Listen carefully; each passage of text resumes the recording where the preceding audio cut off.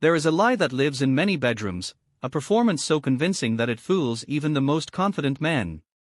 A woman's moan, her trembling body, the arch of her back, these signs appear real, but often they are masks. Behind the mask lies silence, emptiness, and a hidden psychology that very few dare to confront.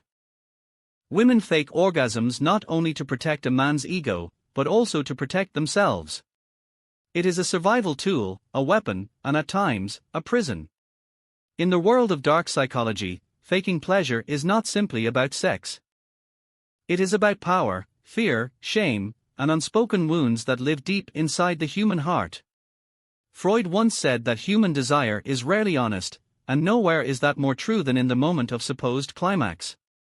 For some women, the fake orgasm is a shield against rejection. For others, it is a desperate way to feel loved, even if the love is built on illusion. Behind every false orgasm, there is a story. And when we look closely, what we find is not comedy, but tragedy. Stay with me until the end. What you are about to hear is not just about sex, it is about deception, psychology, survival, and the hidden darkness of human relationships. Every lie carries a price, but some lies are repeated so often that they begin to feel like truth. The fake orgasm is one of them. When a woman fakes, she is not simply pretending for a few minutes, she is creating a narrative that reshapes how her partner sees himself, how she sees their connection, and how desire itself is defined in the relationship. To understand why this happens, we must step into the world of hidden psychology. A woman fakes pleasure for many reasons, and rarely are they shallow. Often it is about survival. Deep inside the female psyche, there exists a fear that honesty may bring rejection, conflict, or even abandonment. She may worry that admitting she did not reach climax will make her partner feel inadequate. And so, rather than risk the silence that follows truth, she offers performance. Performance becomes protection. But the story does not stop there. Carl Jung believed that human beings wear masks, which he called the persona, to protect themselves from the harshness of reality. The fake orgasm is exactly such a mask. It hides disappointment, frustration, and sometimes even pain. Yet with each performance, the mask grows heavier, because the more often she fakes, the less chance there is for genuine intimacy. On the surface, it may look like a small act, harmless even. But in the unconscious mind, this act plants seeds. Freud would argue that repression always returns in another form.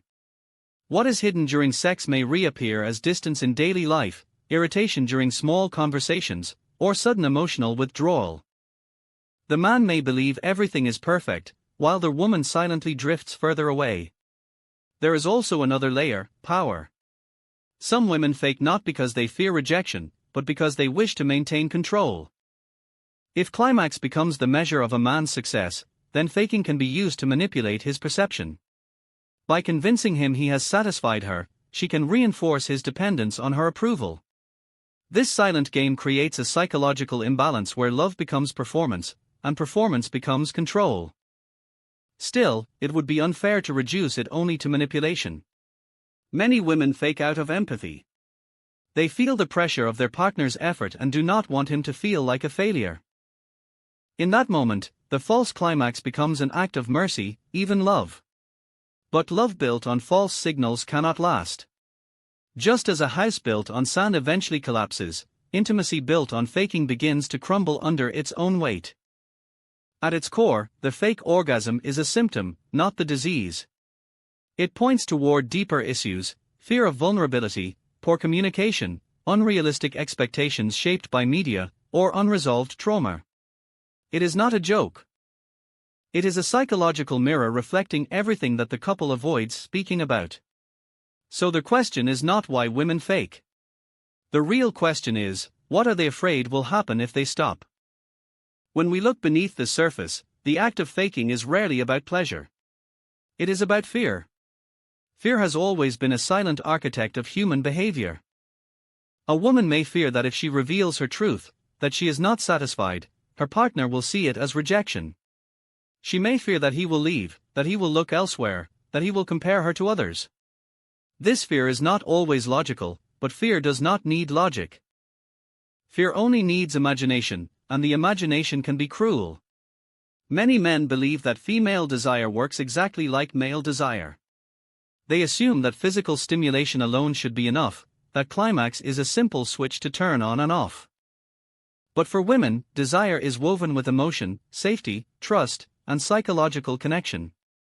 When a man fails to see this, she feels unseen. When she feels unseen, she performs. The performance then feeds his illusion that everything is fine, and the cycle repeats. He thinks he is winning, while she quietly loses herself. Nietzsche once wrote that people would rather believe in comforting lies than face uncomfortable truths. The fake orgasm is that comforting lie. For the man, it is proof of his power. For the woman, it is a shield against his disappointment. But every comforting lie demands a sacrifice, and the sacrifice is authenticity. There is also an invisible pressure created by culture. Films, media, and pornography have painted a false picture of female pleasure, loud, immediate, and dramatic. Many women grow up believing that this is what men expect to see. So when reality does not match the performance they have absorbed from screens, they choose to mimic it instead. They learn to act, because society has trained them to value his ego above their honesty. But fear is not the only force at play. There is also power. A fake orgasm can become a tool, a silent negotiation in the bedroom. By controlling the narrative of satisfaction, a woman can shape how her partner sees himself. She can reward him with performance, making him believe he has conquered, when in truth she remains distant. It is a subtle form of psychological control, often unconscious, but deeply effective. At the same time, it is not only about manipulation. It is also about protection. A woman may protect her partner's self-esteem because she loves him, because she does not want him to spiral into doubt, because she feels his worth is fragile. But this act of kindness is double-edged. Protecting him from discomfort robs both of them of growth.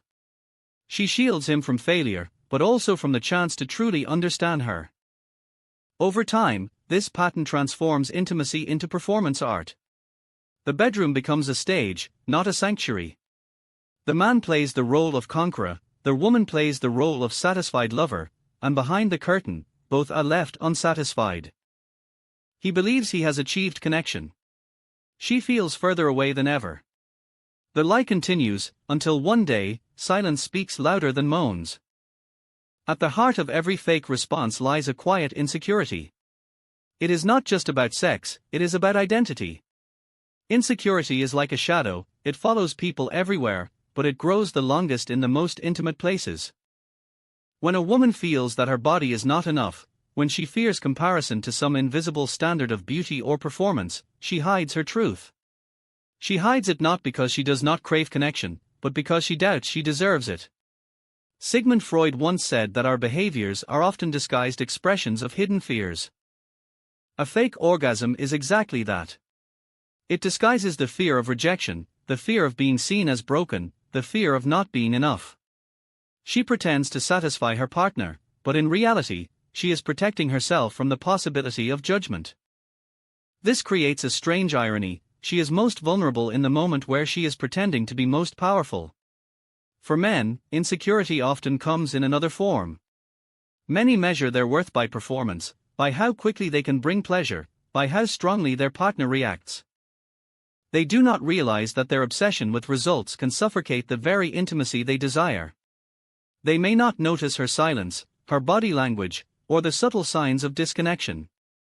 They only look for the dramatic climax that confirms their ego. When they do not see it, they feel small. When they feel small, they push harder. And when they push harder, she retreats further into the safety of performance. The cycle becomes a silent war of insecurities. Each partner hides from the other, both wearing masks of satisfaction. He hides his doubt under pride, she hides her emptiness under moans. Both lose, because no mask can create true intimacy. Intimacy requires risk, and insecurity is the enemy of risk. There is also another layer. Insecurity is not born in the bedroom. It grows much earlier, in the way society teaches women to compete with each other, in the way men are taught to measure masculinity through dominance, in the way both genders learn to link their worth with approval. By the time two people come together in bed, they are already carrying invisible wounds. The fake orgasm is not the wound, it is the bandage. But bandages do not heal. They only cover. Carl Jung believed that what we deny in ourselves does not disappear, it simply moves into the unconscious and shapes our behavior in hidden ways. When a woman denies her dissatisfaction, it does not vanish. It grows in the dark, shaping how she feels about herself, how she sees her partner, and how much trust she allows in the relationship. The man, too, when denied the truth, continues to live in illusion, unable to evolve. Both are prisoners of silence, trapped by their own insecurities. In the end, insecurity does not just destroy pleasure. It destroys connection. It replaces truth with illusion, leaving two people lying side by side yet oceans apart. When intimacy becomes performance, love begins to rot from the inside. A relationship built on pretense may look alive on the surface, but underneath it is already decaying. Every fake orgasm is a mask, and every mask hides the very truth that love needs in order to survive. Emotional intimacy is not created through physical acts alone. It is born from honesty, from vulnerability, from two people daring to reveal their flaws without fear. When a woman fakes, she creates a silent wall. She tells her partner that everything is fine, while her body quietly whispers the opposite. Over time, these mixed signals erode trust. The man believes he is meeting her needs, while in reality her needs are abandoned. She feels unseen, he feels praised, and the distance between them grows silently but steadily. Nietzsche once said that lies are not dangerous because they hide the truth, but because they poison the soul that speaks them. In the bedroom, the lie of a fake climax poisons both souls. For her, it means living with a secret emptiness, carrying guilt and resentment. For him, it means being fed an illusion that inflates his ego but robs him of growth. Together, they are stuck in a performance, not a relationship. This is why many long-term relationships feel hollow even when they appear stable. The couple may laugh together, raise children together, even share a home for decades, yet they may never truly share themselves. Intimacy dies quietly, not with arguments or betrayal, but with silence and pretense. The faked moments create a stage where both play their roles, but no one plays themselves. Some women believe they are protecting their partners by pretending. They fear his disappointment, his anger, or his rejection. But what is truly being protected? Not the relationship, but the illusion of it. And illusions do not hold weight forever. At some point, the cracks begin to show. A woman may start avoiding sex because she dreads the effort of performance. A man may feel an invisible gap, sensing that something is wrong but unable to name it. Suspicion grows, resentment deepens, and both blame the other while never confronting the root, the absence of truth. Psychologists describe intimacy as an emotional mirror. When you look into your partner, you see yourself reflected back. But if one person wears a mask, the mirror distorts. You cannot see yourself, and you cannot see them. This distortion slowly eats away at love, leaving only habit and routine behind. Lovers become strangers sharing a bed, each too afraid to shatter the illusion, each silently mourning what could have been. In the end, what kills love is not conflict, but pretense. A fake orgasm may last a few seconds, but its shadow lingers for years. It erases the very thing that makes sex meaningful, the chance to be fully seen, fully accepted, fully connected. Without that, passion turns into obligation, touch becomes hollow, and love becomes nothing more than a memory dressed in routine. The deepest tragedy of faking intimacy is not just the lie told to a partner, but the lie told to oneself. Every time a woman pretends, she quietly convinces her own mind that her real needs do not matter, that her real self must remain hidden, that her body is not worthy of honesty. This silent self-betrayal can be more damaging than any deception toward another. Freud once said that unexpressed emotions never die, they are buried alive, and will one day surface in uglier forms. The unexpressed need for real connection becomes buried under layers of performance, but it never disappears. Instead, it reappears as resentment, frustration, anxiety, or even depression. A woman may begin to feel disconnected from her own body, no longer able to recognize what brings her joy or fulfillment. She becomes an actress who has forgotten her own face. For men, the cost is equally devastating, though often invisible. When he is fed illusions, he is robbed of the chance to learn, to grow, to become a true lover. He lives in a fantasy where he believes he is giving satisfaction, but in reality he is denied the opportunity to explore deeper emotional and physical intimacy.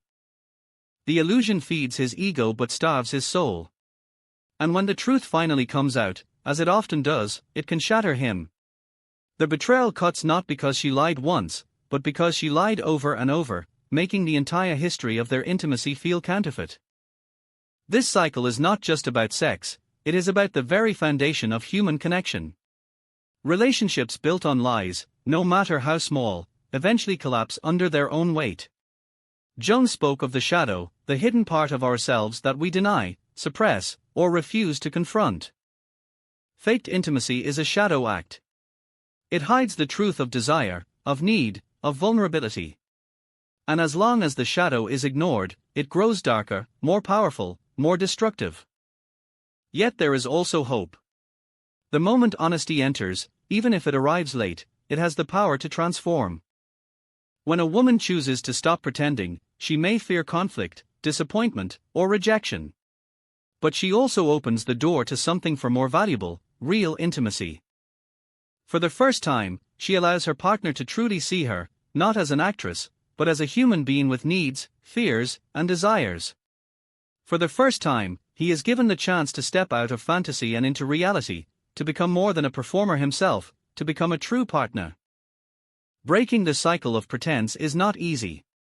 It demands courage, self-respect, and vulnerability. It may hurt in the short term, but in the long term it can save not only the relationship, but also the self.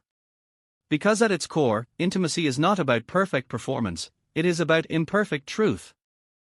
So the dark truth about why women fake orgasms is not only about fear, shame, or cultural pressure. It is about the devastating cost of silence.